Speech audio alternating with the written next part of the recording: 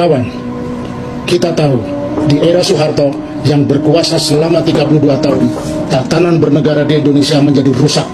Negara dikelola untuk memperkaya keluarga dan kroni Soeharto, dikenal dengan praktek korupsi, kolusi, dan nepotisme atau KKN. Rezim Soeharto tumbang berkat gerakan reformasi pada tahun 1998 yang menuntut dihapusnya praktek KKN. Namun ironi politik saat ini, setelah 25 tahun era reformasi, Presiden Jokowi melakukan praktek KKN. Korupsi, kolusi, dan nepotisme kembali merajalela. Berikut bukti dan indikasinya. 1. Korupsi. Setidaknya 6 menteri anggota kabinet Jokowi terbukti korupsi.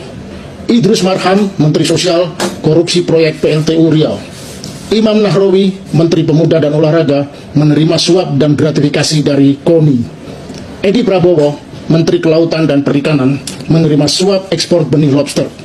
Julian Batubara, Menteri Sosial, menerima suap pengadaan bansos COVID-19. Johnny Plate, Menkominfo, korupsi proyek BTS. Dan Syahrul Yassin Limpo, Menteri Pertanian, melakukan pemerasan, gratifikasi, dan pencucian uang. Selain 6 menteri yang sudah divonis di atas, sedikitnya ada 5 menteri yang terindikasi korupsi. Mereka belum diproses, belum disidik. Kasusnya masih digantung dan diambangkan. Dan mungkin kasusnya dipakai sebagai sandera politik. Kebetulan kelima menteri ini tergabung dalam Koalisi Indonesia Maju. Mereka adalah Menko Perekonomian Airlangga Hartarto terkait izin ekspor minyak mentah kelapa sawit. Menteri Pemuda dan Olahraga Dito Aryo Tejo menerima aliran korupsi BTS. Menteri Investasi Kepala BKPM Bahlil Lahadalia kasus perizinan usaha pertambangan. Menteri BUMN Erick Thohir maraknya praktek KKN di BUMN. Menteri Pertahanan Prabowo Subianto kasus pembelian 12 jet tempur bekas dari Qatar. 2. Kolusi.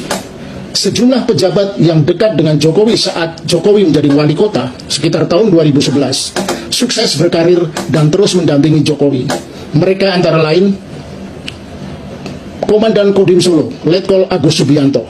Kini beliau adalah Kepala Staf Angkatan Darat dan calon Panglima TNI. Kapolresta Solo Kombes Listio Sigit kini adalah Kapolri. Komandan Lanut Adi Sumarno Kolonel Hadi Cahyanto mantan Panglima TNI dan kini Menteri Agraria dan Tata Ruang Kepala BPN. Mereka adalah pejabat yang sukses berkarir karena dekat dan loyal dengan Jokowi. 3. Nepotisme. Jokowi menerapkan nepotisme dengan mengangkat adik iparnya Anwar Usman menjadi Ketua Mahkamah Konstitusi. Kemudian mengupayakan anak sulungnya Gibran Rakabuming menjadi wali kota Solo dan kini menjadi calon wakil presiden. Kemudian menantunya Bobi Nasution menjadi wali kota Medan. Putra sulungnya Kaisang Pangarep menjadi Ketua Partai Solidaritas Indonesia.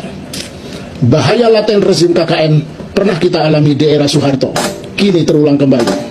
Bereinkarnasi di era Jokowi. Dan kini menggunakan pasangan Capres-Cawapres Koalisi Indonesia Maju sebagai kendaraan untuk melanjutkan praktek rezim KKN. Mari kita lawan dan cegah agar rezim KKN tidak bisa berkuasa di Indonesia.